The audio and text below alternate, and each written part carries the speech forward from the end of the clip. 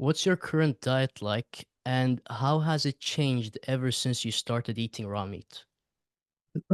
My current diet right now is we're about 99% raw meat and with the occasional cooked meal maybe once a month or so. But yeah, we're eating raw meat, raw organs, and raw dairy. And we eat some fruit in season. So we'll do like one fruit per day in the spring and summertime. And then we'll do the occasional cooked starch, like a cooked potato or some rice. But we're mostly all animal based right now. And since I've started eating raw meats, it's evolved to, at the beginning, I was basically a raw carnivore. And then about a year in or so, I added fruit back in, which was like a watermelon. That was my first fruit I had. And then I started eating fruit regularly in season. And then I think a couple years in, I started adding in like baked potatoes again. And I haven't had any issues with any of those foods. So that's kind of our normal rotation. So what's the reason for including cooked meals? Because obviously Agenus would be against that unless it's cooked starch for specific people. But what have you felt that has made it so that you want to continue eating, let's say, the cooked meal of meat, let's say, Right. once a month and the cooked starch? Right. Well, it's, for one thing, it's following cravings. Excuse me. Following cravings is a part of it. And every once in a while, I would crave a baked potato. I don't so much anymore. So I don't know if I fulfilled something in there, but mostly there's no nutritional secret to it. It's about socializing and maintaining friend and family relationships. And I think that's very important. I think socializing and sharing meals with others is just as important as eating healthy food. So I think just our cultural traditions that we have of eating meals together and having a good merry time, I think that's important. And when I get invited out to a special family dinner, I'm not going to turn it down, and I'm going to go with them, and we'll have like a cooked steak. We're pretty restrictive on what restaurants we're going to go to. We're obviously not going to go to an Italian restaurant and eat a big bowl of pasta or something. We're mostly strict when it comes to that, and we'll just eat like a rare steak, or sometimes we'll have like a cheeseburger with like a gluten-free bun or something. But um, yeah, I just think socializing is very important, and maintaining healthy relationships with other people and community is an important thing. And so you don't want to just totally isolate yourself from the world just to try to get the most maximum nutrients you can get into your body, because then where are you, you know? Dumb, because that's exactly what I do. But I don't really, I mean, it depends. Some people place more value on relationships. Some people can be very happy living alone. Other people really need a community. And Right. I believe it's genetic to some degree. Me, for example, I don't like I can be the only one sitting there eating raw meat while no one else is eating anything. Hmm. Or I can sit with people that are eating something else and I'm not eating anything because I don't eat that kind of food. So Hmm. you get the socialization, but you don't eat the same stuff. I sort of Hmm. separate those two things, but I mean, if it works for you, then it works for you. Yeah, And we do, just to jump in there, we do a little bit of both. So I agree with you on that as well. Um, when we go to family gatherings or social gatherings and it's a food that we absolutely won't eat, then we'll bring our own food, and we'll be the only ones eating raw meat while everyone else is eating whatever it is that we decided not to eat that day. So, it's just, it kind of depends, but it's mostly just like rare steaks and things like that we'll jump into. so I want to ask about vegetable juice because obviously it's a big recommendation by Augenist Wonder Planets. And the Augenist purists, they really advocate for vegetable juice. They say that you should do everything that Augenist says. While there's this other camp that says, well, Augenist's recommendations in terms of animal foods are amazing, but his vegetable juice recommendations they're skeptical to them. So what do you think? Have you done experiments with vegetable juice? Yeah, so we're doing the experiment right now as we speak. So I'm about 6 years into eating raw meat right now, and I tried vegetable juices a couple different times over the 6 years. Didn't really notice anything profound. Um, but we met some people through the community, some really knowledgeable people that they've been doing the primal diet for like 25 years and they knew Agenus personally, etc. And we had sort of like a meeting with them and talked to them about certain things and got a lot of insight into that. And so they suggested that the vegetable juices would help bring down cravings for like salty foods, and they would help bring down cravings for cooked foods as well by doing the green juices. And coincidentally, me and my wife were having a lot of cravings for salty foods and cooked foods while we were eating raw meat. And so we would find ourselves kind of dipping in there and kind of sneaking in stuff here and there. So we decided to add the vegetable juices in. It was probably like a month and a half ago, maybe 2 months ago. And we started out with just 2 times a day, because that's basically all the time that I have to do it because I work like a full-time job during the day. So can't juice all day, but we can do one in the morning and then one in the evening is how we started. And really liked it right off the bat. Like it was one of the best things I feel like I could drink in the morning. Just very refreshing and very hydrating. Um, and then I would do it in the evenings after dinner. And then I eventually got to the point where I was just like, just give me one in the morning, like, because she's just like in there juicing all day long and, or like juicing for 2 to 3 days at a time. She's going to sit there and juice all this stuff. I said, just give me one during the morning so you don't have to juice so much for me. So now I'm doing one in the morning. And I did notice that it significantly dropped my cravings for salty foods, like big time. Like I would crave olives quite a bit, like just standard like store-bought green olives with the pimentos inside. I'm a big olive guy, and I would crave those, and I would snack on those things, and I don't anymore. And it seems like it's dropped our cravings for cooked foods down as well. And it's also significantly increased our appetite for red meat. So that's something that we know for sure has happened because what we'll do is we'll wake up in the morning, drink our green juice, and then within like 45 minutes to an hour and a half, somewhere in that window, we'll be like extremely hungry for red meat. So it does something like that. It's supposed to do something like that, is what they say, and we have experienced that. And I believe the mechanism is it alkalizes your blood, helps alkalize your blood because something about the toxicity in your body makes your blood acidic, and the green juice alkalizes your blood. Or maybe eating too much meat alkalizes your makes your blood acidic. So you want to balance it out with the green juice, something like that. But we've had pretty positive experiences with it um, so far, and so we're gonna stick with it for a while and just kind of see what happens. Interesting. I mean, the main argument against them is, of course, anti-nutrients. So, what do you think about anti-nutrients? Do you think are you creating some sort of damage when you're drinking the vegetable juice? I can't tell. Like I'm not really sure how you would even tell that. Um, I've heard that argument, anti-nutrients and the lectins and all that stuff. And it sort of makes sense. Like I get it. I get it. It's like you're taking it and you're juicing it now. You're now concentrating plant anti-nutrients and now you're drinking it. It kind of makes sense. So I'm not really sure what to make of that. That's why we're experimenting with it as we go here.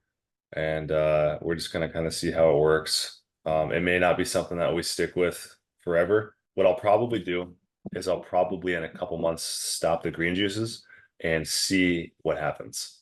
So I think that's the best thing anybody can do is just do a proper experiment. Go on something, go off something, go on it again, and kind of see what changes.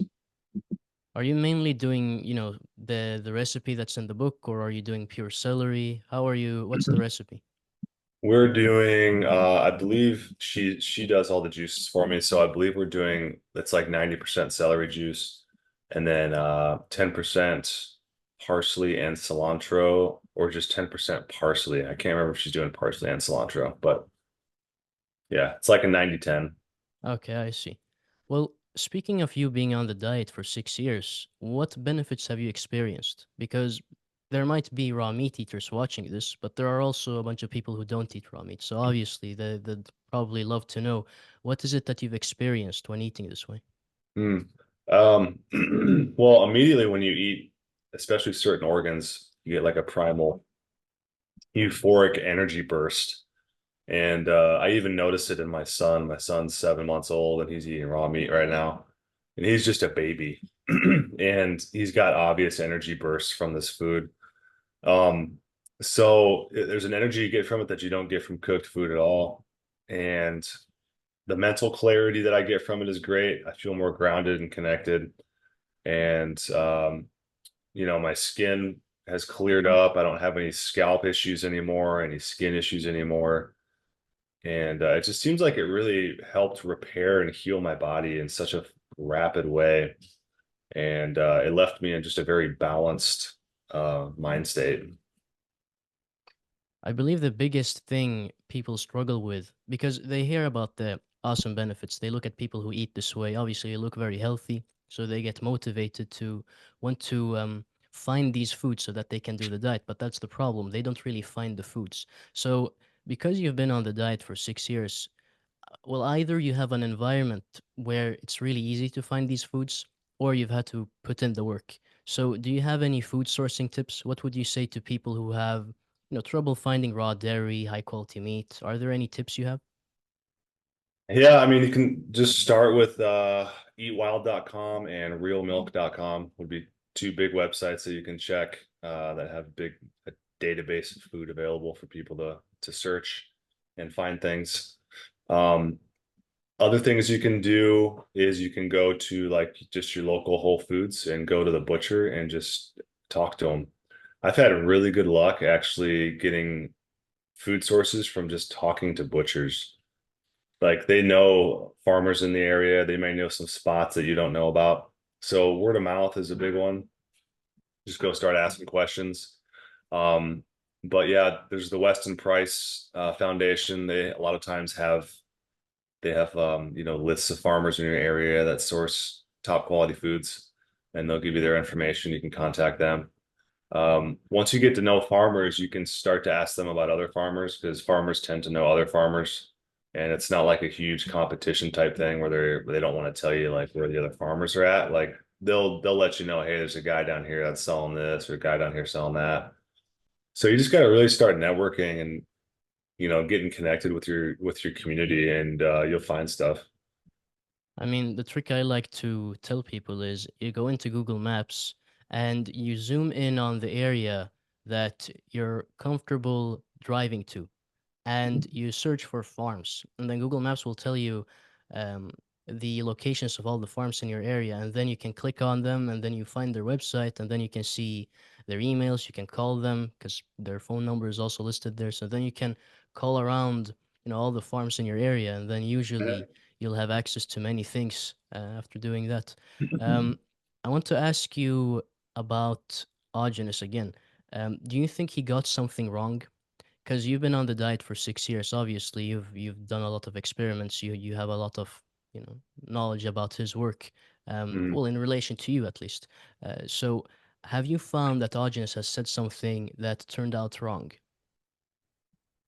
Um, I think there may be some more nuance to some things that he preached. I think in general he was correct about a lot of things. Some of the things are hard to prove, but I do think the guy was a genius, and he was mostly correct about a lot of the things he talked about. But I think people tend to misrepresent his work in a lot of ways. Like people say, you're not supposed to drink water on the primal diet, or like fasting is terrible. Fasting is death. Fasting is starvation. Your blood cells are eating each other. Your red blood cells are cannibalizing each other. You're not supposed to eat salt. You're not supposed to eat salt on the primal diet. Blah blah. You're not supposed to eat cooked food, blah, blah, blah. Like if you look into his work, actually, he doesn't he says that all of those things are okay in certain situations. You know, salt is okay if you have adrenal insufficiencies. He even talks about on his lectures that he drank water. And fasting, he even said fasting is okay in certain situations, and he cited the book Fasting and Man's Correct Diet by R.B. Pearson in his book. That's how I found that book. So he used the book by R.B. Pearson that was half of the book was about how fasting miraculously cured people's diseases. He used that book to write his own book.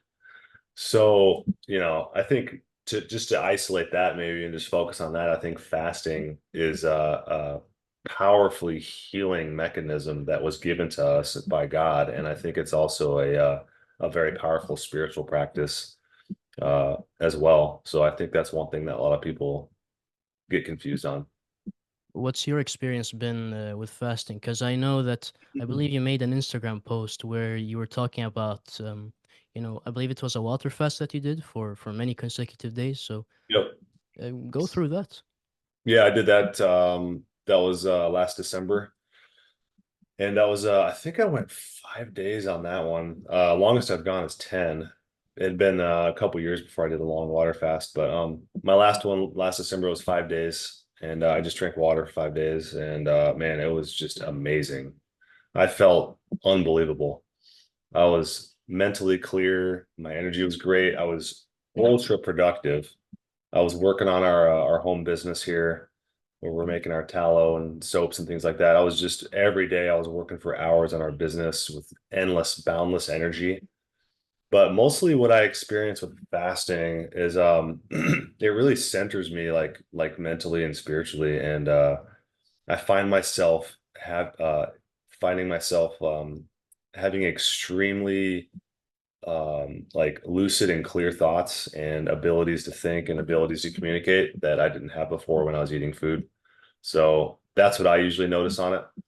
And but for me it's like it can be a massively like spiritual experience as well. So I think that's why, it can get you in touch with sort of the metaphysical side of the world, and that's where I think people they misunderstand it because it's not necessarily solely a like a nutrition or a biohack. It can be something that can get you tapped in with something a bit higher out there. Now, this is a great moment to really look at your situation because usually the distinction you have to make is, are you healthy or are you trying to cure some problem and you're really skinny? So you, for example, you're a strong, robust man. So if you fast, your body has enough resources. You have very Right. good nutrient stores. Your liver is filled with nutrients. So when you fast, I mean, you won't really lose that much, and the benefits you gain, there will be a net positive.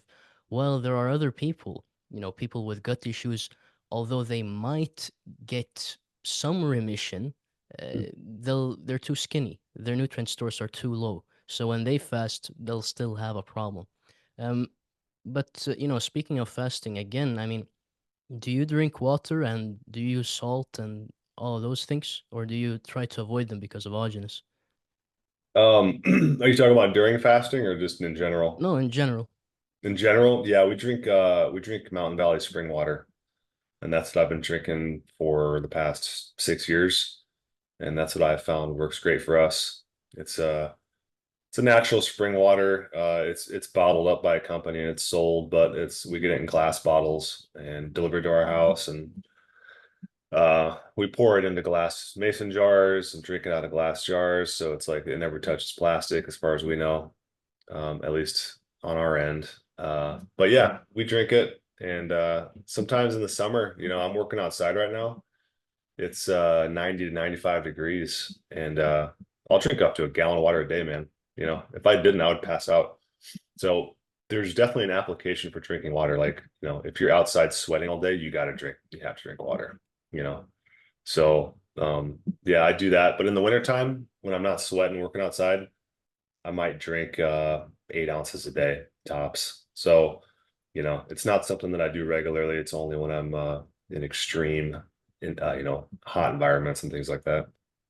Interesting, because Diogenes would say to, replace that with raw food hydrators, so whey and vegetable juice and all that. But you don't really, I mean, have you tried replacing it with those things? Do you see a difference? Because Diogenes would say that, water doesn't hydrate, although I don't fully believe that. Yeah. Well, yeah, I don't know if I fully believe that either. But especially when you're talking about spring water, I think there's something in there that's hydrating you. It's like the electrolytes or whatever. But No, I haven't tried to do anything else because it's just like it just seems like almost a ridiculous amount of effort to do that, you know, because, just to sit there and I don't know how much green juice I would have to juice to get me through a work day every day. It would just be, it's just honestly, man, it's just more effort than I'm willing to put in. And I'm having, I'm basically successful drinking water. So it's working out fine for me. Yeah, I mean that's the most important distinction. If you aren't really experiencing any problems, no kidney problems, no problems with hydration, and you feel good on the water, then obviously you should continue with it. You To anyone who's watching, I mean, you shouldn't just because Augenus says that you should replace all of the water that you consume with vegetable juice and raw food hydrators doesn't mean that in your situation that's a good idea. That might be something that Augenus discovered by looking at sick people, but doesn't necessarily apply to people who have access to high quality water and people who are healthy. But outside of Augenus, who have you stumbled upon, health teacher wise, that uh, you've gotten really good information from? Okay, well, I mean, there's so many, when you get into health, it crossovers into like disease and medicine and things like that. So there's a lot of crossovers there. But I started a Instagram channel called Primal Book Club, and that's got a lot of books that I read of people that I've learned a lot about nutrition and health and medicine and disease and things like that. But I would say as far as diets go, Autogenous is really he's like the end of the road for me because like there's nobody else that can really top his work in my opinion when it comes to food. Though I will say I would not have found Autogenous if it weren't for Dr. Sean Baker. So I will give a shout out to him. Even though the guy cooks his food, he was a pioneer when it came to animal-based diets, and that's what sent me down the road into finding a raw meat diet. So he's definitely, I think, onto something with the carnivore thing. Um, but uh, but I disagree with him in general when it comes to the quality of food he eats and things like that. But yeah, there's a lot of people out there. Dr. Tom Cowan, he's a great guy. Dr. Suzanne Humphreys, she's a good resource when it comes to vaccines. And Dr. Robert Mendelsohn, he writes a lot of great books about medicine. But yeah, when it comes to food, man, like Augenus has got the food Bible basically locked down. Okay, so would you say that those that you mentioned are, the cream of the crop, so to speak? Are those the most helpful people? Because with health, I'm not just thinking about nutrition. You can mention anyone. Yeah, I mean, Weston Price, obviously, Dr. Weston Price, that guy's a complete genius, legend. Absolutely. His book is amazing. So, but yeah, I would say, Weston Price, Tom Cowan, Dr. Robert Mendelsohn, Suzanne Humphreys. Yeah, those guys. I'm probably leaving some people out, but that's why I made that book club. So if you want to check out some other ones, just check out Primal Book Club.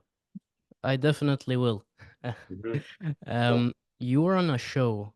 I I'm not sure what it's called, but at the end of the show, they checked your stool and they Mhm. found E. coli 0157H7, which is Right. if the viewer doesn't know, whenever someone dies of an E. coli infection, that's the strain of E. coli that is attributed to their death. That's the dangerous E. coli. That's not in your large intestine. But what happened here is that um, these doctors found uh, E. coli 0157H7 in you, and you're symptom free. So Mhm. how do you put all of that together? Yeah. So the show is called My Strange Addiction, and it's on the Learning Channel, and you should be able to find it on like Amazon Prime Video and all that stuff if anybody wants to watch the episode. But yeah, they did a stool sample, and that was weaved into the storyline, and there was going to be a big reveal at the end. They were going to test for parasites and bacteria and everything. No parasites were found, which is excuse me, which is interesting. 6 years of eating everything off the animal raw, and I never had a parasite. That's very interesting. But also with the bacteria thing, um, the results of that test would have been interesting either way, right? So if it came out negative that I had no strange bacteria in my stool, that would be very interesting because it's like, how is that possible? I've eaten all, raw chickens and ducks and everything, fish and bison and beef, and like everything off the animal from the eyeballs and the brain all the way to the tail. And I don't have any weird bacteria. Or if it does come back with something like, let's say, E. coli 0157H7, that's even more intriguing because I have no symptoms. So how do you explain that, right? So, when you watch the episode, you'll see me asking him questions because I had a chance to basically ask him a lot, as many questions as I wanted about it. And they filmed for probably 30 to 45 minutes where I was just asking him questions and sort of, picking his brain and making him think about things. But they only posted about 3, 4 minutes of that of where I was talking to him. I was asking him questions like, do you test healthy people's stools as well? And he said no. So I said, well, how do you know that healthy people don't also have E. coli 0157H7 if only sick people walk into your establishment? And he just said, well, we don't know. So I thought that was interesting. The other thing that he said was he made it very clear that I should not be taking any antibiotics if I have E. coli 0157 because they can react negatively. And I said, well, that's pretty revealing in itself right there. So what you're saying is it's not the E. coli, it's the antibiotics mixed with E. coli. So that got me kind of going down a rabbit hole thinking, is that what's going on with people and all these deadly E. coli infections? It's not the E. coli, it's that they took a bunch of antibiotics with it, or their gut biome is just really depleted, and somehow the E. coli got in there and it just created this massive imbalance. But yeah, essentially, yeah, I have no symptoms, never had any symptoms at all, and still to this day, never had a symptom from it. So it's pretty interesting. Have you stumbled upon or read the book Toxic Legacy by Stephanie Seneff? Yep, I sure have. It's in my book club. I mean, in there, she literally presents evidence that this is the case because she looks at a certain, I believe it's Candida and it's another strain of fungus or yeast, and then there's a bacteria. And she says that if you get small intestinal bacterial overgrowth, SIBO, and you have a bunch of glyphosate, then that's because the bacteria, the overgrowth itself has happened because there's some kind of bacteria that's getting a lot of food from the glyphosate because it eats glyphosate and turns it into something else. So the Hmm. reason these bacteria grow considerably and give you these symptoms is because they're eating some kind of pollution that they can use for energy. So that that Yeah. that's that's scientific evidence for Ogenes's model, which I found Yep. really interesting when I was reading the book. I somehow missed that. That book was pretty heavy reading. It Uh, was it was very heavy, man. But yeah, I missed that somehow. But that's really interesting, man. That does explain everything pretty clearly.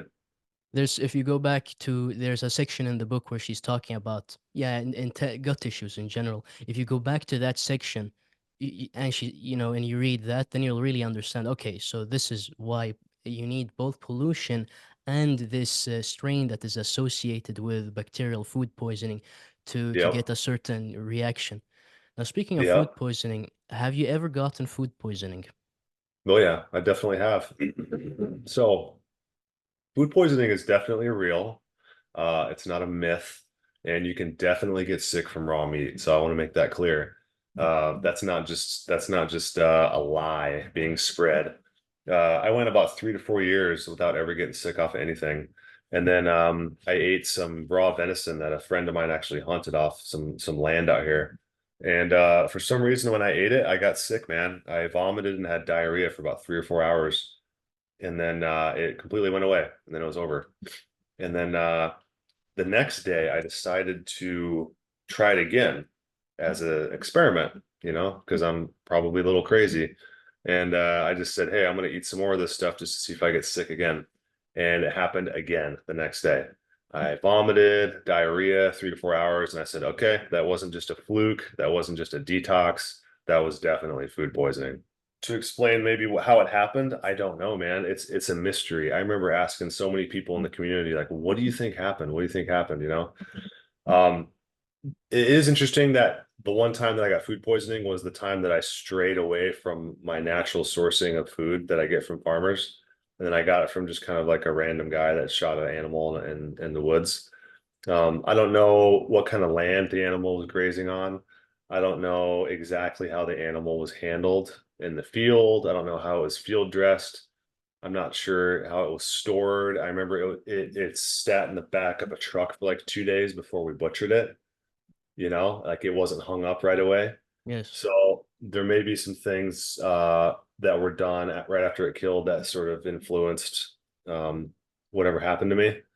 But yeah, it's happened, man, and that's the only time it's ever happened, and it's never happened since. I've been in a similar situation before. So I believe it was a month or 2 months ago. I bought heart and bone marrow from this place that I usually buy, organs and beef fat from. And Mhm. usually the quality is really good, and the quality was really good on both the heart and the bone marrow. But I ate, that stuff that I had bought, so the heart and the bone marrow, let's say at 4 p.m. or 2 p.m., somewhere around that time. And then at 11 p.m. at night, I started getting really nauseous. And then at 12, well, I guess p.m., um, I vomited. And then at 1 a.m., I vomit again. Then 2 a.m., I vomit again. So I vomited 3 to 4 times, just like you did approximately. But I don't know if you vomited in those intervals. But I vomited a few times during a certain span of hours. And I thought, okay, well, this must be pollution. Because I think our stomach has the ability to kill bacteria through gastric acid. If it's, let's say, dangerous, if the body detects that this type of bacteria shouldn't be there. But this mechanism of vomiting, I believe that happens, because of pollution. When the body can't really break the stuff down, it needs to Yeah, make it go the other way. So I yeah, believe what happened to you and what happened to me was, pollution poisoning. Because if the bacteria was the problem, then the 0157H7 wouldn't, you would have been dead. You right, know what I mean? So right. based on the fact that they found that bacteria in your colon and everything, I believe this is how you explain it. Yeah, Hmm. yeah, that's what I would say. Yeah, that's kind of my conclusion too. And I'm just, the thing is what causes the pollution? Like around here, I know that the deer a lot of times graze these glyphosate sprayed crops because I'm in Monsanto country over here. So Oh, if you look at a map of the Roundup, where Roundup is being sprayed the most heavily, my state is like black because there's so much Roundup being sprayed around me. yeah. So when you hunt deer around here, they're going to be munching on those crops that have glyphosate on them. But I still have a hard time believing, there's so much is there so much glyphosate in those crops that it actually stored in the deer meat and then I ate the deer meat and got poisoned from that. It's just I can't figure it out. It's just some things are a mystery, man, and sometimes we just have to sit back and go, I don't know. Yes, I mean I agree. This is a model for explaining it, but I can never say for certain that this is the case, and neither can Augenis really. Hmm. To be honest, it's just that we have to look at the cause and effect relationship of the things we do, and then the obvious things. We can predict the future with them, but then for most of the other things, we have to be careful about believing theories that we're not certain about. So yeah, I agree with you. Hmm. When I watched the Joey Schwartz interview that you did, you two talked about, the internal state a lot. And so I wanted to ask you, what have you done or what do you still do to keep a clean internal state, and how has it affected your life and health in general? Hmm. Like a spiritual balance. Yes, I mean, what has contributed to your direct experience being there being less suffering in general there, you being more Yeah, free, having a less heavy chest. sure. Yeah. Well, eating a clean diet is a great way to do that, but also completely putting away all drugs and alcohol. Not using any cannabis. I don't even outside of if I have to make a long drive across the country to visit family or something, I don't drink coffee anymore. I don't use caffeine regularly. I don't use nicotine regularly. I think a lot of those things sort of pollute our bodies and our spirits. I don't use sugar anymore. Getting rid of all that stuff out of your body is a big part of it. And also just sort of taking a look at, taking a look inward. A lot of people are afraid to do that. You got to look inside sometimes and figure out what's going on in there, what's driving you to do these things. Like, you know, it's not, you can blame it on the food companies all you want. You can blame it on drug companies and pharma companies and drug dealers and whatever. You can blame everybody for your problems, but ultimately, it's like you got to ask yourself, what is driving you to eat crappy food? And what's driving you to want to do these things and pollute yourself? So that's something that I had to do, and I had to, go back. And I think a lot of people have to sift through their life and sift through their childhood and all of their family issues and problems and try to figure out what caused and what created this person that you have today, and that's something I had to do. And I had to go back and make amends with a lot of people in my family and heal up relationships with my mother and forgive certain people in my family and start to have more compassion and understanding for the way people act, and just sort of cleanse the anger from my heart and start to just have a little bit more understanding for like the human condition, and that we're all very similar and we all experience similar things in life, and a lot of us are suffering and a lot of us are done things are done wrong to us by others, and it happens to everybody, and you're not alone. It's just that's the human experience, man. And it's all about overcoming that and going through life and just trying not to let the whole thing make drive you literally crazy.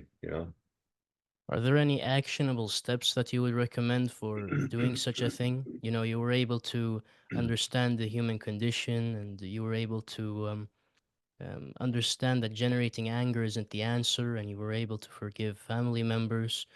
Are there Hmm. any specific things that, helped with that process? Because for me, for example, meditating has helped a lot. Because that's Hmm. when you really, it's like a gym workout for that entire domain of life, Yep. that domain of, the mental emotional system in general. So is that something you've done, or is there anything else you recommend for someone who wants to embark on a similar journey? Yeah, I mean, I've experimented with and I've prayed and I've meditated, and with the forgiveness thing, that's something you can actually do with other people. You can forgive them and forgiveness is powerful. That's one of the most powerful things that you can do. But something you can do alone is, yeah, just prayer and meditation. And I still today am working on finding more time to do all that stuff. And we're actively right now trying to find local communities here and local groups where we can find, a holy house to go pray and meditate in and celebrate things like that. So we're looking for that right now as we speak. But you know at my house here, we pray before every meal. We pray and bless upon every meal. I pray and bless even meals for my dogs. And there's studies where they've shown that like praying on food actually helps you digest the food better. So and there's books. I mean, you can intellectualize it all you want, but it makes it more interesting to do that. But there's books where prayer is very powerful too. Praying for other people. If I find myself resenting other people, for some reason, having negative thoughts about them, I'll immediately just start praying about them, and that's powerful too. But yeah, prayer and meditation are sort of, I don't know if they're, it just kind of depends. There's so many different schools of thought on that, but there's definitely some big overlap there. But before I go to bed every night, I sit up in my bed and uh, just sort of cleanse my thoughts before I lay my head on my pillow. And I give thanks quite a bit too. That's a big part of growing, is having like just being grateful. So Are you Christian? Is that sort of where all of these things are coming from? Your idea of God and prayer and all of that, or is it more spirituality that you've discovered on your own, if I hmm can say that? Do you understand what I mean? sure. Yeah, so um So we're actually looking, we're looking into Orthodox Christian churches around here right now. And so we're checking into that as we speak. I was raised in the Christian church growing up, and I read a lot of the Bible and Old Testament, New Testament, and um, had my ups and downs and different sort of opinions on the whole thing as I evolve and grow into the person I am today. But ultimately, yeah, I derive a lot of my ethics and morals from the Christian religion because I think ultimately Jesus, whoever that was, he was correct on a lot of things that he taught. So yeah, ultimately I would say that's where I've been raised, and that's ultimately like what's been imprinted on me, and that's what makes the most sense to me. So that's sort of what I follow, yeah. I believe when you were talking with Joey, you actually talked about an argument against God that Osho brought up, and it is that um, we accept that there is a God who has created this universe, and that there must be a creator for this universe to exist. Otherwise, there's no cause and effect relationship for existence itself. But we automatically assume and don't need proof for someone existing, creating God. So does how does that make you think about God in general? Do you have a different view of God, or is it the standard view of God that you'd normally see in a Christian? Yeah, God is an interesting question. Like, what is God? That's so interesting, man. It's getting pretty deep. Like, uh, I like the way that the Native Americans call it, and they call it the Great Spirit above. That's makes the most sense to me. God was he's this spiritual energy, this massive force that connects everything together. That's what makes the most sense to me.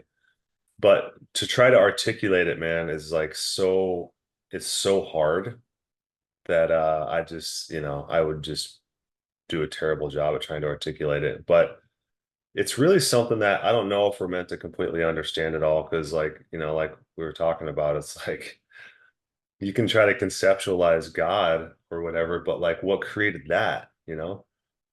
So it just gets really weird real quick. And when you try to sit here and try to understand it with our brains.